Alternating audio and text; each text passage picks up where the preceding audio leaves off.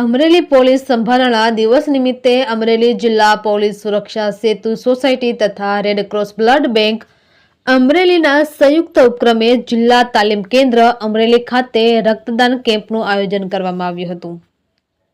આ પ્રસંગે પોલીસ વિભાગના અધિકારીઓ, કર્મચારીઓ તેમજ વિવિધ શાખાનો સ્ટાફ સભ્યો ઉત્સાહપૂર્વક ઉપસ્થિત રહ્યા હતા। પોલીસ કર્મચારીઓએ માનવતા માટેના આ કાર્યમાં સક્રિય ભાગ લઈને રક્તદાન કરતું માનવ સેવાનું ઉત્તમ ઉદાહરણ પૂરું પાડ્યું હતું। રેડ ક્રોસ બ્લડ બેંકની ટીમ દ્વારા રક્ત સંગ્રહનું કાર્ય સુવ્યવસ્થિત રીતે કરવામાં આવ્યું હતું।